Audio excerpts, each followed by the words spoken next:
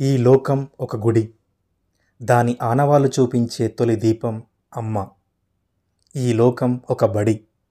అందులో ఓనమాలు దిద్దించే తొలి బలపం నాన్న. వారే లోకానికి ఆది గురువులు. మాతృదేవోభవ పితృదేవోభవ అంటూ ఆచార్యుడి కన్నా ముందే అమ్మా నాన్నలను స్తుతించింది సాంప్రదాయం. మాతరం పితరం చైవ సాక్షాత్ ప్రత్యక్ష దైవతాం, కంటి ముందు కదలాడే దైవాలు వారు అని హితబోధ చేసింది.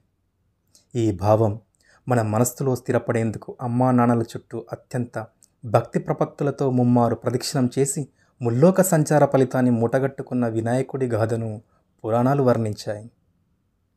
ఆయాసమెరుగక అమ్మను నాన్నను కావిళ్ళ మోసిన కన్న కొడుకు శ్రవణకుమారుడి గురించి రామాయణం చెప్పింది.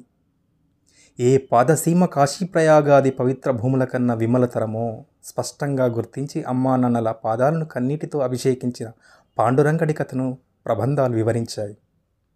పసి మనస్సుల్లో పసిడి భావాలు రంగరించే అమ్మానాన్నల మూలంగానే మనిషి పెద్దయ్యాక ఎన్నో గౌరవాలను నోచుకుంటాడు. ఆకాశ సౌధాల కంటికి పునాదిరాళ్ళు కనబడకపోవచ్చు, కానీ భవనాలు స్థిరంగా నిలబడేందుకు పునాదిరాళ్ళే ఆధారం అనేది పరమ సత్యం. మనం అమ్మానాన్నల అయ్యేసరికి మన అమ్మానాన్నలు వయోధికులవుతున్నారు. వారిపై మన శ్రద్ధ సన్నగిల్లుతుంది. అయినా వారి ప్రేమలో మార్పు రాదు. గుండెల్లోని తడి కళ్ళల్లో దీపమై చూపుల్లో మెరుపుగా ప్రసరిస్తూనే ఉంటుంది. మన పిల్లల్ని చేరదీసి పండుటాకులు పచ్చగా శ్వాసిస్తాయి, వెచ్చగా హత్తుకుంటాయి. దేవుడే దిగివచ్చి ఏం కావాలంటే సుధాముడు ఏమన్నాడో తెలుసా? నాన్న, నీ పాదకమల సేవ, నీ పాదార్చకులతోడి స్నేహం ఎడతెరిపి లేని భూతదయను ప్రసాదించమన్నాడు. జీవులందరిలోనూ దేవుణ్ణే చూడాలని పాపం సుధాముడి ఆశ అంటూ చిన్నారుల ఎదురును అమృత కలశాలుగా రూపొందిస్తాయి.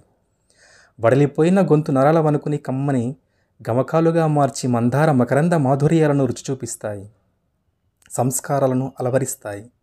మనుషుల సంస్కారాలే జాతి సంస్కృతికి పునాదులు. అంటే వృద్ధులే మన సంస్కృతి సాంప్రదాయాల పరిరక్షకులు. ఆ పరంపరను కాపాడాలని శ్రీకృష్ణుడు అంపశయ్యపై పరుండిన భీష్ముడితో నీ దయన పుణ్యాత్మ స్ఫుటవాక్య పద్ధతిని పాండవులకు ధర్మప్రదర్శనం చేయమని శాంతిపర్వంలో కోరింది.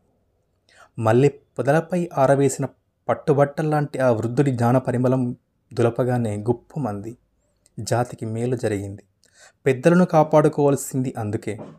పెద్దలు లేని లోగిళ్ళు పీటలు వారిన చేలు అని విషయాన్ని ఈ జాతి విస్మరించింది. జాతిశీలం భ్రష్టపడుతుందని రవీంద్రుడు చెప్పిన మాటకు కలాం పదే పదే గుర్తు చేసేవారు. తల్లి తండ్రి మీద దయలేని పుత్రుండు చెదపురుగు లాంటి వాడన్న వేమన ఇప్పుడు అదే జరుగుతుంది. ఈ లోకానికి చెదపడుతుంది. వృద్ధులను ఇంట్లోంచి తరిమేసే కంస వారసులు పెరిగిపోతున్నారు. మాయమైపోతున్నాడమ్మా మనిషన్నవాడు అనే అందశ్రీ మాటను నిజం చేస్తున్నారు. అనంతపురం జిల్లా కళ్యాణదుర్గానికి చెందిన ఒక ప్రబుద్ధుడు అమ్మను దూరంగా మరో ఊళ్ళో రోడ్డు మీద వదిలేసి వెళ్ళిపోయాడు. కొడుకు భోజనం తెస్తున్నాడని ఆశతో అలా గంటల తరబడి ఎండిన కళ్ళతో ఎదురుచూస్తున్న ఆ పిచ్చి తల్లి దుస్థితికి జనం చలించిపోయారు. తలో కాస్తో సాయం చేసి ఆమెను సురక్షితంగా వృద్ధాశ్రమానికి చేర్చారు.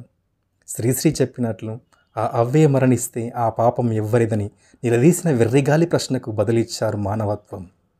ఇంకా బతికే ఉందని నిరూపించారు. జై హింద్.